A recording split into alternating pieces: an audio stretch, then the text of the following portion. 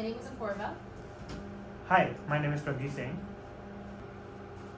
Hi, my name is Noor. Our project for machine learning is called Job Selection. So the project chooses the dataset from Kaggle, which have several columns. So the machine learning model predicts whether a candidate would be selected or rejected. So the problem that our solution solves is the fact that there are several factors that influence a selection process. So it gives a comprehensive conclusion of which factors are the most important for the selection procedures. So there were several factors or several features that were included in our dataset, such as what type of degree you have, whether you are married or not, your age, and all those factors.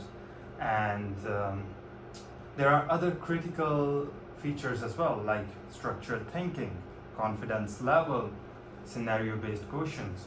So our problem tries to figure out which one of those is the most important one.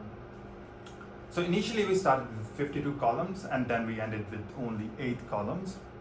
And those columns were selected on the basis of the threshold of correlation.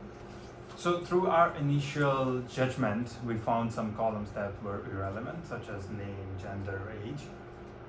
So there were columns that had categorical as well as numerical values, but the columns with numerical values were only considered. And the three machine learning algorithms that we implemented were random forest classifier, naive Bayes Gaussian, and a linear model. So the random forest classifier algorithm performed quite well. We got an 87% accuracy. We had really good numbers for select, so it was accurately predicting true positives really well, so whether a candidate will be selected or rejected.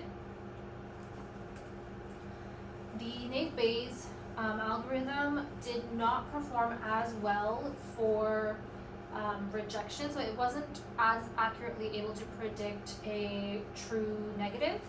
The F1 score is close to 1 still, but it's lower than the random classifier, random forest method. So the last model we used was a linear model, and this model did a really good job of predicting whether a candidate will be selected. Our F1 score for this model was quite high. We got 92% for select. So 92% of the time it was accurately able to predict a positive, so whether a candidate will be selected. It did not have as good of a recall for negatives, so it often labeled a reject as a select rather than being able to accurately represent it. However, it did have 87% accuracy, and all the other metrics were on par with the random forest classification.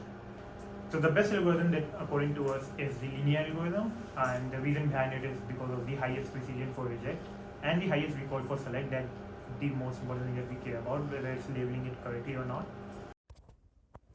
So it was crucial with given our accuracy of the model that we considered the possibility of whether our data is overfitting or not.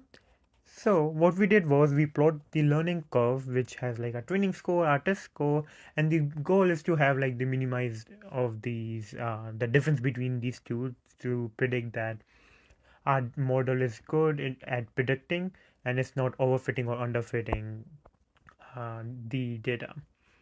So as you could see, like the red line and the green line, they started quite far from like when the data was quite less, but as soon as we were moving towards more and more data, it's getting converging basically, which indicates that our model is not overfitting, and instead when we would get more amount of data, then these two lines, the difference between these two lines would be too less, which would basically show that the accuracy of the model is really good.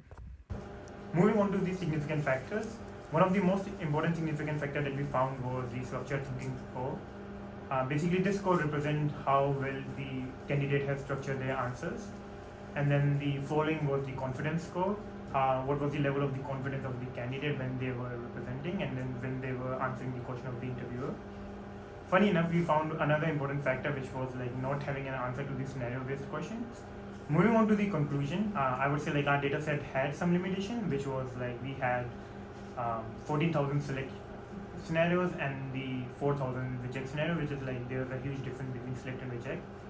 And to conclude, if you want to get selected, I would say be confident, structure your answers properly, and do not leave any answer blank. So whatever it is, even if you're saying a lie, just say it.